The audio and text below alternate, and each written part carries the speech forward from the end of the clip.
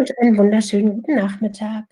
Wie schön, dass Sie zu uns gestoßen sind, zu unserer kurzen Webinar-Session zum Thema digitale Bildung am Beispiel von estnischen EdTech-Lösungen. Ich habe heute 3 Gastredner bei mir. Zum einen die Liis Siroja, das ist die CEO von EdTech Estonia, die wird gleich unsere Keynote-Präsentation halten.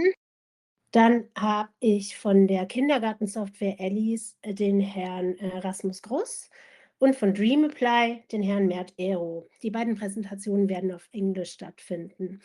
Wenn Sie Fragen haben, können Sie die Fragen gern jederzeit in den Chat reinschreiben. Wir werden nach den beiden Software-Demos eine kurze Q&A-Session machen, wo wir die Fragen beantworten. Wenn Sie Fragen haben sollten, die Ihnen erst hinterher einfallen, dann können Sie sich auch nachher gern noch per E-Mail an uns wenden. Wir zeichnen das Webinar auf. Sie bekommen die Aufzeichnung hinterher per E-Mail zugeschickt mit weiteren Infomaterialien noch zu den verschiedenen Softwarelösungen, zu EdTech Estonia im Allgemeinen und können dann daraufhin eben sich auch in jedem Fall an uns wenden und haben dann unsere Kontaktdaten vorliegen. Ich würde jetzt einmal ein kurzes Video zeigen zur Intro. Was ist eigentlich EdTech Estonia? Was macht die EdTech aus Estland so besonders? Und was haben wir da zu bieten?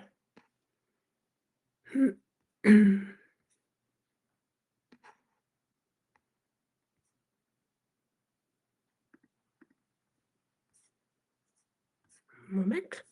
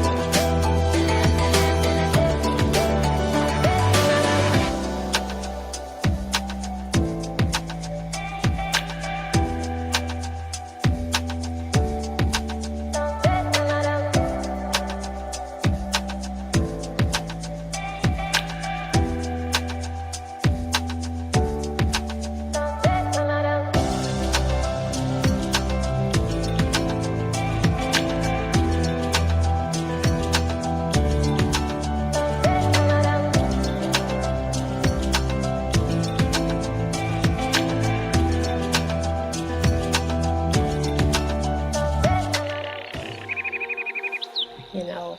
Jetzt bitte ich als erste Rednerin die Liis Siroja. Die wird Ihnen eine Keynote halten auf Deutsch, allgemein, was macht Estland und die digitale Bildung in Estland so besonders, welche Softwarelösungen gibt es, was ist eigentlich EdTech Estonia und was kann Deutschland am Beispiel Estland lernen. Hallo, schönen Nachmittag allen auch von meiner Seite. Ich bin Liis Siroja, die CEO und Board Member of EdTech Estonia. Und heute wird es meine erste Präsentation über EdTech-Sektor auf Deutsch. Meistens machen wir das auf Englisch, aber da ich tatsächlich auch Deutsch kann, weil ich in Deutschland über mehrere Jahre gewohnt habe und mein Partner auch aus Deutschland kommt, sollte ich das auch, denke ich, schaffen heute mit ein paar grammatischen Fehlern. So, also EdTech Estonia ist ein gemeinnütziger Dachverband und wir haben aktuell schon über 60 EdTech-Unternehmen als Mitglieder in unserem Verband.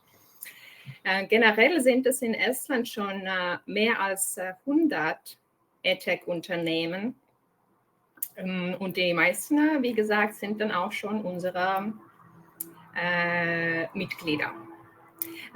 Unser Ziel vor allem mit diesem Verband ist, den Ökosystem in Estland weiterzubilden, so dass es möglichst adaptiv ist für alle mögliche unterschiedliche Innovationen in EdTech-Field.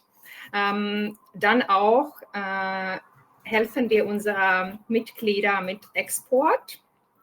Und wir helfen unsere strategischen Partner in Estland mit Policy Making. Unser großes Ziel wäre, dass wir von diesen 100 estnischen EdTech-Lösungen bald auch auf 200 kommen. und dass unser Umsatz auch hoffentlich in einigen Jahren schon 1 Milliarde reichen könnte. Aktuell sieht dieser EdTech-Sektor, wie gesagt, so aus mit mehr als 100 unterschiedliche EdTech-Lösungen. 90% von den ganzen EdTech-Unternehmen haben zahlende Kunden und Kundinnen in Estland schon. Und circa 70% von den Unternehmen machen auch schon Export nach Ausland. Das jährliche Umsatz, also das Umsatz von letzten Jahr von unserem ganzen Sektor ist um 100% gestiegen. Also sind wir auf 20 Millionen, auf 40 Millionen gestiegen. Daher hoffen wir auch irgendwann mal unsere 1 Milliarde zu erreichen. Wir haben bereits auch einige größere EdTech-Unternehmen aus Estland, die schon in mehreren Ländern aktiv sind. 8 von denen haben schon Kunden und Kundinnen in mehr als 100 Ländern. Und einige, wie zum Beispiel auch DreamApply, von denen Sie in einigen Minuten näher hören werden, haben schon Kunden in 190 Ländern erreicht. Hier sehen Sie eine kurze Grafik über die Entwicklung von den Sektoren. Wie Sie sehen, in 2002 wurde der estnische erste EdTech-Lösung entwickelt, das heißt E-Kool oder E-Schule auf Deutsch übersetzt. Und die Grafik zeigt uns, wie dann in den letzten Jahren die mehrere von unseren aktuellen EdTech-Lösungen entwickelt wurden. Hier sehen Sie auch eine kurze Grafik, was schildern sollte, dass wir EdTech-Lösungen für sehr unterschiedliche Bereiche haben. So haben wir Lösungen für Kindergarten und Preschool. Wir haben Lösungen für K-12, also für die Schule, für Primary Education und Secondary Education.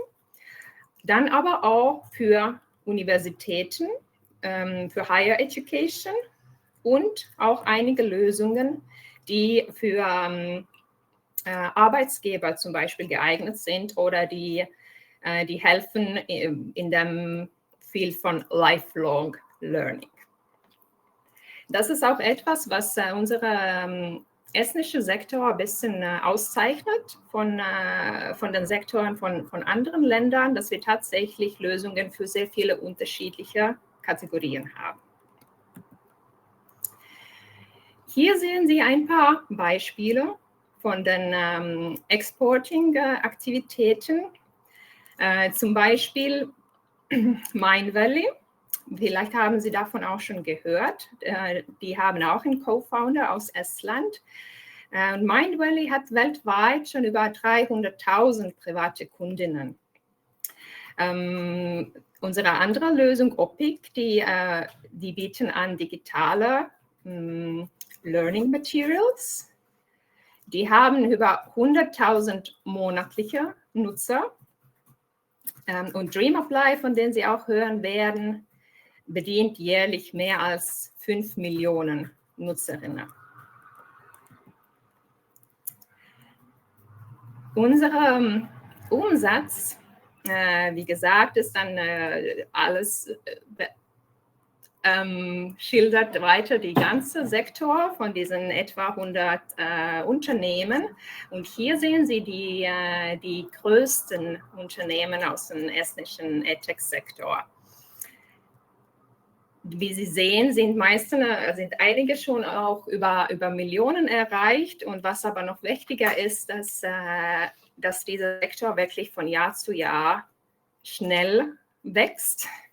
Und hoffentlich können wir nächstes Jahr, wenn wir so ein ähnliches Seminar halten, schon wieder sagen, dass unser Sektor schon den Umsatz wieder mal über 100% gestiegen hat. Wie ich auch kurz genannt habe, denn die 70% von unseren ganzen EdTech-Lösungen werden schon im Ausland benutzt. Und die meisten haben, also von diesen ganzen 70% sind dann 8 Unternehmen, die schon in mehr als 100 Länder Benutzer haben. Und danach würden, wenn wir die Liste jetzt länger machen würden, würden wir noch sehen weitere 40 bis 50 Unternehmen, die in mehr als 20 Ländern beschäftigt sind. Also hoffentlich werden Sie dann auch für eure deutsche Benutzer etwas aus unseren Lösungen finden können. In Estland priorisieren wir sehr die öffentlich-privaten Partnerschaften. Das heißt, das EdTech-Estonia ist ein strategischer Partner für die estnische Bildungsministerium, aber auch für das Ministerium für Wirtschaft und Kommunikation. Unter anderem arbeiten wir auch zusammen mit der estnischen Bildungs- und Jugendrat, mit dem Außenministerium, mit Sozialministerium und anderen wichtigen Institutionen. In der Stadt Tallinn haben wir eine enge Kooperation mit der Bildungsabteil von Tallinn. So hilft Stadt Tallinn und deren Bildungsabteil, dass die Tallinner Schulen unsere Lösungen testen und ausprobieren können. Und basierend dann auf dieser Piloten wählt dann der Stadt Tallinn auch Partner für nächsten Jahren aus und unterstützt so, dass innovative und hilfreiche EdTech-Lösungen auch in den Tallinner Schulen benutzen könnten. Zweite Sache, die ich gerne auch erwähnen würde, jetzt in dem Kontext von öffentlich-privaten Partnerschaften, ist unsere aktuelle Kooperation mit der Nationalbibliothek in Estland. Und zusammen mit Nationalbibliothek und Ministerium für Bildung und Forschung und Außenministerium planen wir gerade, dass in etwa 2 Jahren wird in der Nationalbibliothek eine ganze Stockwerk für Bildung eingerichtet und dabei wird dann auch eine Demo-Area für EdTech-Lösungen da sein. Also hoffentlich, wenn Sie in den nächsten 2 Jahren oder nach 2 Jahren etwa nach Tallinn reisen, könnten Sie dann auch gerne von dort vorbeikommen und hoffentlich können wir dann auch unsere Lösungen wirklich euch zeigen und auch zeigen, wie man die benutzen kann und wie das alles hilfreich sein könnte. Wir machen auch viel an der Forschungskooperationen und kooperieren mit 3 relevanten estnischen Universitäten. Dabei ist auch die Universität Tallinn und der Uni Tartu und TalTech, die Dänische Universität in Tallinn. Und zusammen mit diesen Partnern haben wir als Ziel gesetzt, dass die estnischen EdTech-Lösungen von Anfang an Forschung im Kopf halten und kooperieren mit Forschern, so dass unsere Lösungen auch möglichst gut basieren auf dem heutigen Wissen von Forschung, das, was wir heute wissen über wie Lernen funktioniert, wie es effektiv ist, zu lehren für bestimmte Altersgruppen und für bestimmte Entwicklungsstufen. Und wir können auch sehr stolz sein über viele von unseren estnischen EdTech-Lösungen, die schon angefangen haben, mit Universitäten und mit anderen Forschungspartnern zu kooperieren. Ein paar Wörter auch kurz zu KI, zu künstlicher Intelligenz in Bildung, wie Sie vielleicht auch gehört haben. Estland hat auch in diesem Gebiet einen guten Start gemacht. So haben wir nämlich eine Initiative, die heißt ELIIS, und das ist ein Bildungsprogramm, das im Rahmen einer öffentlich-privaten Zusammenarbeit entwickelt wurde. Und diese Initiative wird estnischen Schülerinnen und Lehrerinnen Zugang zu KI-basierten Bildungsanwendungen verschaffen. Und schon heute sehen wir, dass mehr als die Hälfte von unseren EdTech-Lösungen schon KI benutzen. So, hier sehen Sie dann unsere paar Links zum Weiterklicken, nachdem Sie meine Präsentation auch später erhalten haben. Und kurz wollte ich auch noch erwähnen, dass im Rahmen von dieser aktuellen Kooperation haben wir auch eine Studie gemacht in Deutschland Wir haben die Lehrkräfte, die Schüler und Schülerinnen und Eltern in Deutschland zur Digitalisierung an Schulen befragt. Und gerne würden wir Sie auch einladen, sich kurz die Studie anzugucken und hoffentlich was Interessantes da rauszufinden. Danke von meiner Seite und viel Spaß heute noch. Vielen Dank, Lies. Das war sehr interessant. Als nächstes würde ich den Rasmus Groß von ELIIS bitte auf die Bühne bitten. Hier kommt auch schon die Präsentation. Und bitteschön, the stage is yours, Rasmus. Thank you very much. Hello, everyone. My name is Rasmus, and today I will tell you the story about ELIIS. So, ELIIS, which is a kindergarten management platform, was created and developed by 5 education and technology enthusiasts with the goal to improve early childhood education. And we know really well that teachers are one of the most important people in education. So that's why we started focusing on teachers already from the beginning.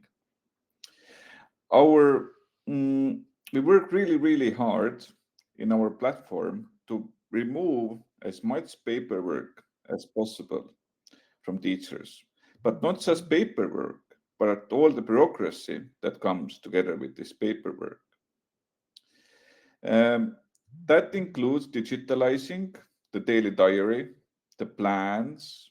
Plans are activity plans, different kind of cards like school readiness cards, but also speech therapy cards. But also we digitalize the whole process related to evaluating child development. And of course, we implemented curriculum into ELIIS.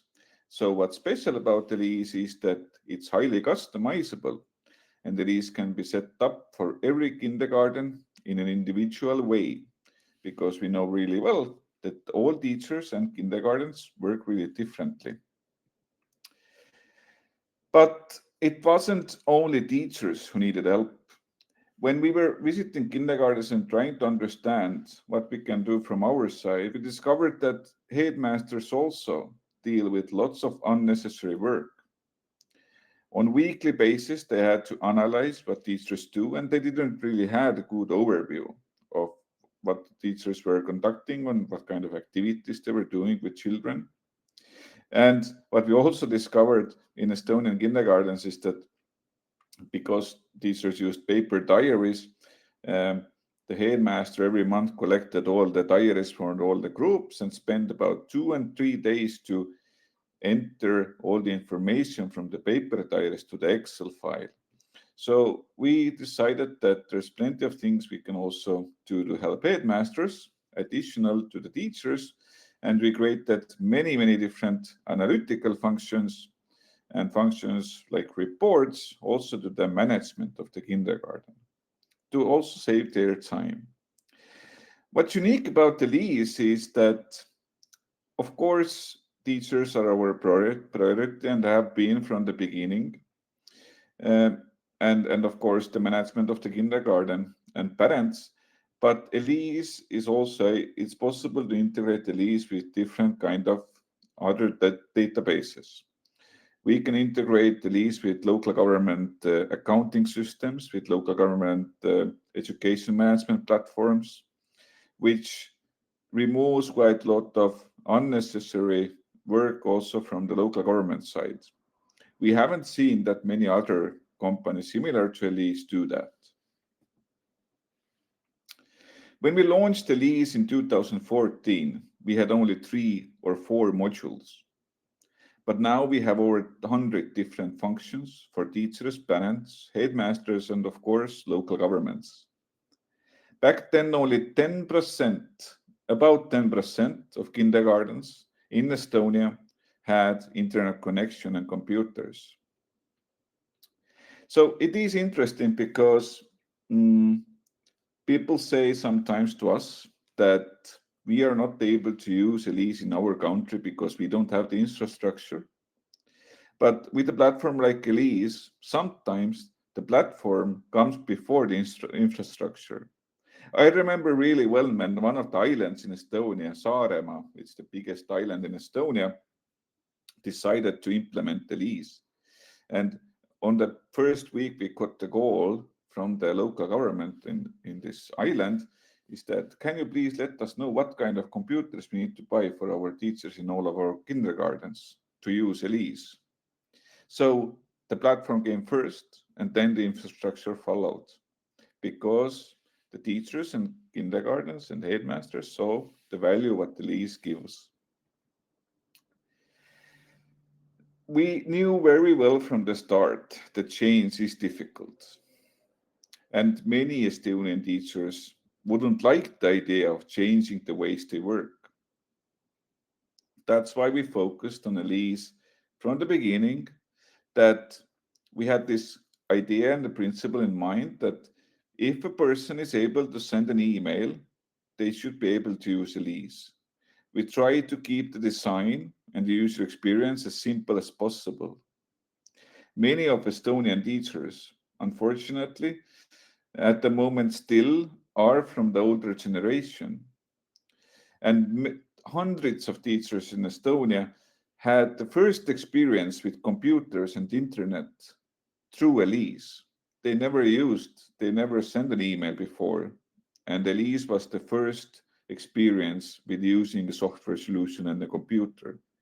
So for those people and for those teachers, ELIIS also needed to be easy to use. I mentioned you parents, and I didn't tell you much about them. ELIIS is also used by all the parents, but parents have never been our main focus. Most of the solutions similar to ELIIS are focusing on communication between teachers and parents. We are focusing on teachers and trying to make their work and life easier and give them more time, so the time could be spent with children. At the moment, we are saving up to 5 hours of every teacher time per week. So it's quite a significant amount of time they can now spend more with children. And again, with the goal to improve early childhood education. Parents use ELIIS mostly to get information about how their child is doing during the day. So they can see the photos and videos and the daily description that teachers write down. Long time in Estonia, they wrote them down, the daily activities on the paper, and parents didn't see this information. But now they can open up ELIIS application and see exactly what's happening in the group. And when they pick up their child from the kindergarten, where the child spent 9-10 hours, they can ask the child relevant questions, not just how was your day, but also you went to the park today, you learned about trees. So what's your favorite tree? What did you learn about the trees? So the parents can have more meaningful conversation with their child about the child day. The child spends quite often in the kindergarten 9 hours, 8-9 hours. So that's a long time, and the parents should be able to know how their child is doing during the day. Security, always very important subject in Germany. For us, security is also a very important subject. Because ELIIS contains data of hundreds of thousands of children, and much of it is very sensitive data, the security has been our priority number one from the beginning. All the data in ELIIS is encrypted on a very high level. We have very safe servers in Stockholm. And of course, ELIIS is GDPR compliant. I mentioned earlier that user experience for ELIIS is very important, and all the teachers should be able to use ELIIS in an easy way, and it shouldn't take much time for them to learn how to use ELIIS. But it is important to mention that although the time is very short, how much time it would take to start using ELIIS, we are always there for all the teachers, and they can always call us. We have a tech support available, and they can email us, and we are very fast responders, especially in the beginning when kindergarten decides to start digitalization process. They need the support from us, and teachers really like to call us. Sometimes they just call us to talk about issues that are not related to the platform also. ELIIS works together with different international organizations. We are also a member of EdTech Estonia, which was presented here earlier today by ELIIS. And ELIIS is also certified by Education Alliance Finland. Currently, we are mostly operating in Estonia, Latvia, and Lithuania. In Estonia, around 95% of kindergartens already use ELIIS. Addition to Estonia, Latvia, and Lithuania, ELIIS is widely used also in Ukraine. And now lately, kindergartens have been starting adapting ELIIS also in Poland and Finland. We really hope that Germany will be our next market. But the good thing is that ELIIS has already been tested in Germany. 2 years ago or 2-3 years ago, we had a pilot project in one of the local governments in Germany, and teachers really liked ELIIS. So we hope that we will be there in near future, providing our platform to all the kindergartens who would like to use it. ELIIS have contracts, and our clients are not just public kindergartens, but also private kindergartens. Our clients are at City of Tallinn and City of Vilnius, so many different local governments and cities around Baltic states. We have offices in Tallinn, in Riga, and in Vilnius, and our team consists of education experts and technology experts. What we are really happy about, personally, me also, is that our customer satisfaction rate is very high. So 98.4% of teachers say that ELIIS saves their time. So this is probably the main motivation for me as a CEO to work hard, because we see that we really have an impact on what we do, and we really save time, and we help teachers in their work. If you're more interested about ELIIS, feel free to reach out. ELIIS as a platform is already translated in German language, so if someone would like to demo and test it out, then they just need to contact us, and we would be happy to provide ELIIS platform to use. Thank you very much for listening. Thank you very much, Rasmus. Vielen Dank. Jetzt wartet noch die Präsentation von DreamApply auf uns. Mert Aro wird Ihnen da mehr darüber erzählen. Guten Tag. That's everything that I can say in German at the moment. But I hope you're enjoying yourself and you're having a good time. And I would really invite you to also comment or share where you're from in the chat, so we could connect. And if you have some questions, don't hesitate to ask questions directly there. I'm an education innovator. I've been in education development for about 22 years. And we've done a lot of different things during this time, but we saw that if we want to have a really big impact on the quality of education and accessibility to education, then internationalization of higher education is critical. Because if a young person goes to study in another country, then in addition to the academic learning, they will also have cultural and kind of interpersonal learning. So there is a huge growth happening. And Estonians like to solve all the world's problems with the help of software. So that's why we decided that we will try to build the software to support universities and students connecting with each other. And it's called DreamApply because our dream was to remove the country borders in higher education. So going a little bit into details, and yes, please ask questions in the chat if you want to have some more details.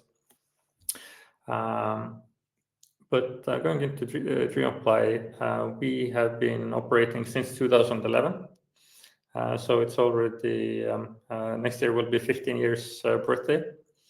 And we are also actively working in Germany. For example, SRH University has been working with us for quite a few years, and they are very grateful for the good cooperation. They are more than happy, of course, to share their experience if anybody is interested to talk to university and to learn from them directly why they work with DreamApply. But going a little bit into the background, so here we see that like 30 years ago, everybody was submitting their applications on paper, and nowadays we see a lot of universities already have some kind of an online form for submitting applications. But what has happened in the same time in the background is that the process has become a lot more complex. And the reason is that we have a lot of different regulations now for different kinds of students. The world has become more integrated. I'm just giving an example from a real university. So this is one of the things that DreamApply team is doing when there is a new university joining. And we map out the whole process of the university. So it needs to go into a lot of details. But this is a kind of general example of all the different steps that need to happen if an international student wants to enter a university. And you can see that there is a lot of different steps. So usually we see that there is around 50 different things that need to happen with each of the candidates in the process of from the moment the candidate becomes or the student becomes interested in going to a university until the moment they enter the door of the university. And of course, a lot of people have exceptions. So not everybody fits the standard directly. And this creates extra steps that need to be handled as well. So it's a very complex process, and all of these things happen with different students at different times. So if you don't have a very good software to manage this process, it's hard for both sides, for the students and for the universities. And often it means that there is very many emails that are being exchanged between the student and the university. In Netherlands, somebody did the research on this, and they found that normally there is at least, in average, there was 50 emails sent by each student who wanted to come to study in the Dutch universities. I don't have data about Germany on this.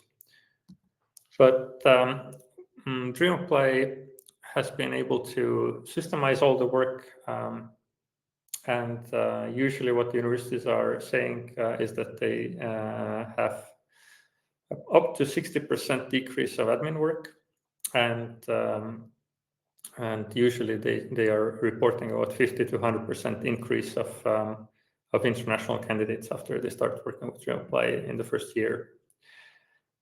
Here is an example. We are running also 3 governmental systems. In Estonia, all the international students who come to study in Estonia are serviced on a platform that is based on DreamApply. So more than welcome to go and check it out. Estonia.dreamapply.com is the website. But for Sweden, we are running a national scholarship system, and equally also for Hungary, we are running a national scholarship system. So if you are an international person and you would like to get a scholarship from the government, then you are serviced on DreamApply platform there. A little bit about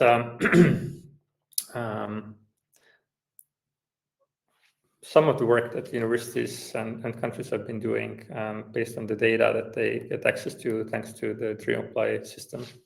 So in Estonia, we started to offer the national system. Estonia was our second customer, actually. The first customer was Stockholm School of Economics in Riga. So it was 2011. So 2012, we have real data about what has been happening in the country. And in 2013, the whole national strategy on internationalization of the country was revamped, because it was the first time that the Agency for Internationalization had data on what works and what doesn't work.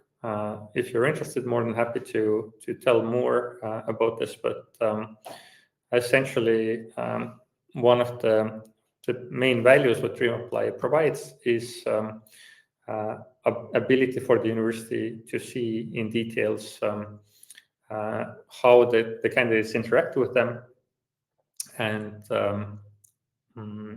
like, for example, how quickly they should respond to the candidate to have an optimum result for both sides. So this is a graph made based on hundreds of thousands of candidates' application data. And it's here we analyzed how quickly a university should respond to an international candidate. And you can see here there are weeks in the bottom, and there is the percentages of candidates on the left. So you can see that the most optimum is to respond between the first, so after 7 days, and within 21 days from the moment the candidate submits the application to the university. And if the university is not able to respond within a matter of 3 months, they already have only half of the applicants still waiting for their response. So this kind of data significantly helps the universities to optimize the way they work and the way they make their decisions. What's also interesting here with this graph is, of course, each university should look at it from their perspective.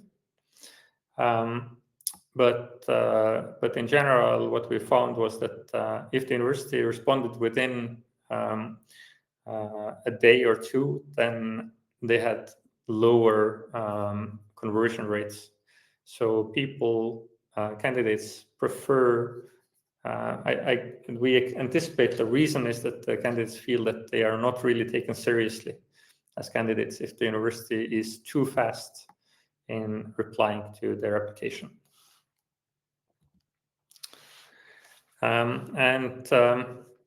Hello everybody in the chat as well. It's really a pleasure to see your comments and interaction. Otherwise, it feels a bit lonely here, because I'm the only person that I see. But another big challenge for universities is that it's a very complex sales process, and what it means is that it's hard to understand which marketing and sales channel actually works for a university. So what we normally see is that there is a marketing budget. This kind of is poured into a big black box. It's kind of shaken heavily, and then you see what kind of comes out of it. But often there is no very good understanding of which channel worked for our university. And if we want to support internationalization of universities, then like being able to make good choices regarding where to put the marketing budget is critical, because we also see that different channels work for different kinds of universities. And in our system, it's possible to track pretty much all the normal channels of marketing for universities. And in the end, this is one of the nice reports that the universities can have.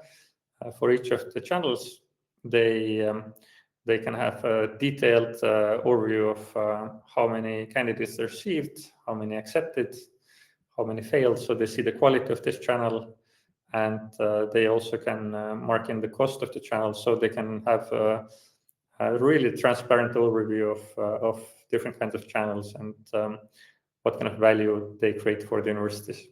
How does this sound to you? Does it sound good?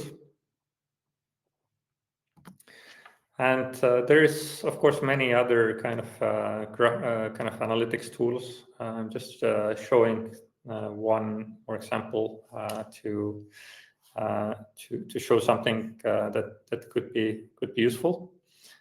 So this is looking at workflow comparison of different years, and the goal of this graphic is to help the universities to plan their staff allocation better. So here they can see pretty precisely when exactly candidates are coming in, and so they could have the right staff number available who is able to then work with the candidates. Because yes, for example, there's a lot of staff members in the international office who are traveling, and so in case it's a peak season actually for applicants to come in, it might not be the best idea to travel, but rather to be available and support admission work. And yes, as I mentioned before, then usually universities report between 50 to 100% increase of international candidates after starting to work with DreamApply. Then they see also about up to 60% cut of admin work, especially on the emails. It's very clear that emailing goes down a lot because the system helps the candidates to manage themselves better. And it has a very fast return on investment to start collaborating with DreamApply. I will just give one practical example. So universities nowadays still go to international study fairs to promote their university. And going to a study fair is pretty expensive. Very often it's between 10 to 15,000 euros to participate at one study fair, including all of the travel cost and the booth cost and accommodation and salaries of the people that need to go there. And if the university is lucky, they will get a few students from each of the study fairs. But in case of DreamApply, it's pretty much guaranteed that they will get at least 50% more candidates. So it's kind of a no-brainer choice for the university that wishes to modernize their university and accept more international students. Here is just a few examples of universities that we work with and systems that we're running. But yes, feel free to get in touch with me or with the DreamApply team in case you would like to engage more, and more than happy to work with you guys. Thanks. Vielen Dank, Matt. Das war sehr interessant. Hat von Ihnen denn jemand jetzt noch eine Frage, die er gerne stellen möchte? Dann schreiben Sie gerne die Frage in den Chat. Ich lese sie dann vor und die Kollegen beantworten sie sicherlich sehr gerne. Ansonsten, solange vielleicht jemand schreibt, rede ich schon mal weiter. Wir werden im Herbst noch 2 weitere Termine dieser Webinarserie haben. Da werden dann andere EdTechs aus Estland vorgestellt. Da geht es auch wieder um andere Bereiche aus dem Bildungssystem. Sobald die Termine feststehen, erfahren Sie die selbstverständlich von uns dann per E-Mail. Im Nachgang erhalten Sie auch noch mal eine Follow-up-E-Mail von uns mit den Kontaktdaten, mit weiteren Details zu unseren Rednern, die heute sich vorgestellt haben. Da finden Sie auch den Link zu unserer EdTech Estonia Landingpage, auf der Sie unter anderem den Mitschnitt von dem Webinar finden, falls Sie den nochmal anschauen möchten, mit Kollegen teilen möchten, mit anderen Leuten teilen möchten. Da finden Sie den Link zu der besagten Umfrage, die ELIIS vorhin angesprochen hat. Die können Sie dort direkt runterladen. Und dazu noch weitere Infos, Details, Kontaktdaten rund um Estlands digitale Bildungslandschaft. Genau. Ansonsten, falls Sie, ich sehe, einer schreibt gerade, dann warten wir vielleicht gerade noch, ob eine Frage kommt. Ansonsten, falls keiner mehr eine Frage hat, herzlichen Dank von meiner Seite. Ich freue mich, wenn wir Sie bei der nächsten Webinarrunde wiedersehen. Und wenn Sie Fragen haben rund um Estlands EdTech, dann melden Sie sich gern jederzeit. Sarah Franke fragt, Rasmus Mert, Sarah is asking, she's interested in how EdTechs are being supported by the administrative side in Estonia, because in Germany we have the problem that the EdTechs and the Ministry of Education do not speak the same language, so to speak.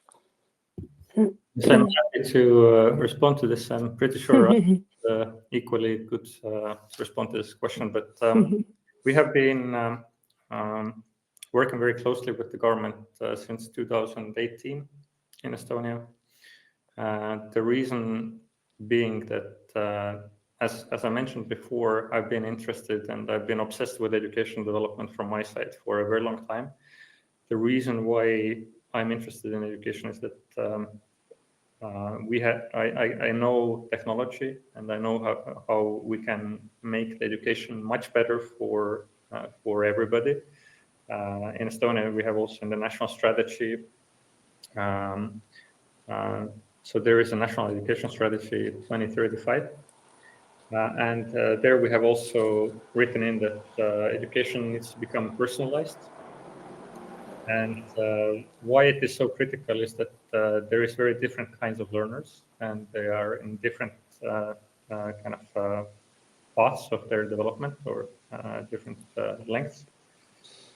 So, for example, if a learner doesn't have a very good eyesight, or so they are not able to really see that well, or if a learner has a different kind of brain setup, for example, they might be a little bit autistic or hyperactive or something like that, then it should be normal that all of these learners have access to methodologies and learning materials that are designed for them.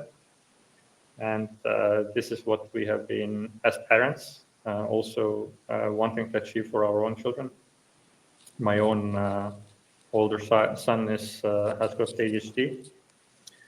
So that's the reason why we have been really actively connecting with the government and pushing the government to have an open dialogue with grassroots level educational innovators. And it has been kind of quite well received. So the primary pathway to support education innovators in Estonia is to support them with helping them to set up their own education company, unless they want to become a researcher. In this case, then they should go to work with the university. But yes, it has the cooperation with the government has been very, very good in the sense that, for example, to empower people that have ideas of how to make education better, we have organized every year now international education hackathons, and Ministry of Education and Ministry of Foreign Affairs and Ministry of Economic Affairs have been partners in making this happen.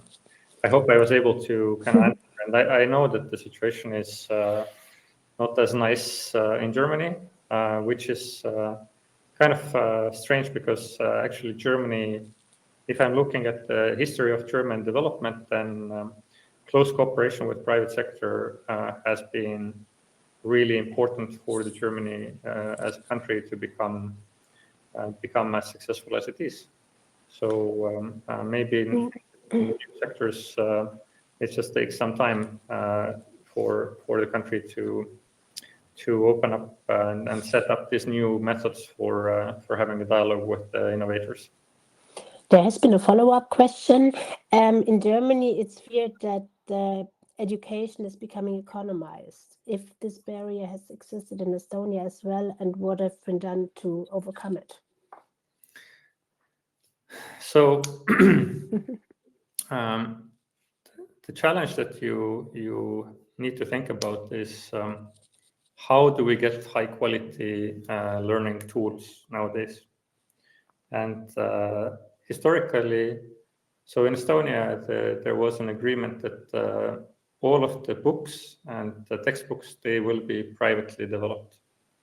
And to be honest, I don't see really a very big difference between digital books and textbooks and simulators and privately made kind of learning books.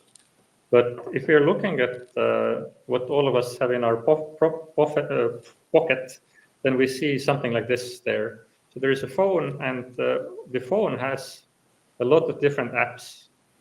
And actually, how I look at this is these apps are all microservices. These are tools that are designed for certain users to achieve certain goals in their life. And if we look at education technology, then I hope that the future will look very similar, that we will have framework systems, like operation system in case of an iPhone or phone, like other kind of operation system that empower people that have ideas of how to make something better.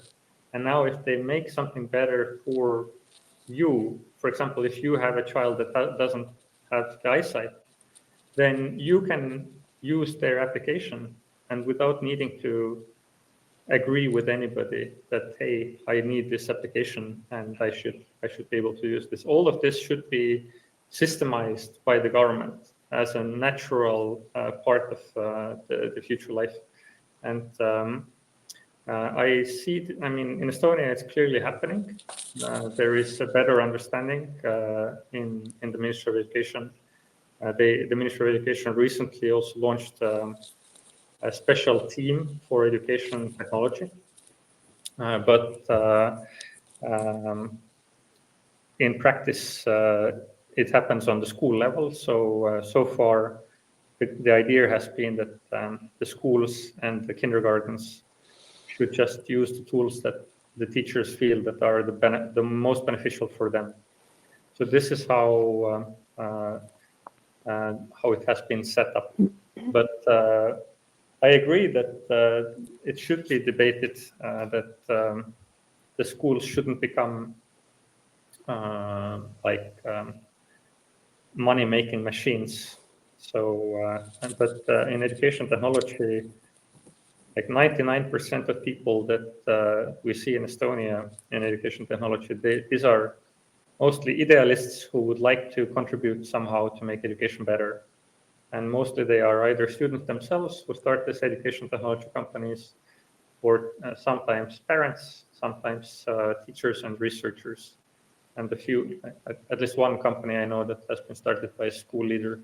So it's just a new way of having a more personalized ability to support the education system. I hope I was able to answer your question. Thank you very much. That was very thorough. So, ich glaube, jetzt gibt es keine weiteren Fragen. Dann bedanke ich mich nochmal für die Aufmerksamkeit und für die Teilnahme. Wenn doch noch Fragen kommen, dann melden Sie sich einfach bei uns und dann beantworten die auch gerne die Fragen noch im Nachgang. Vielen Dank. Thank you, Mert. Thank you, Rasmus. Und noch einen schönen Nachmittag. Tschüss.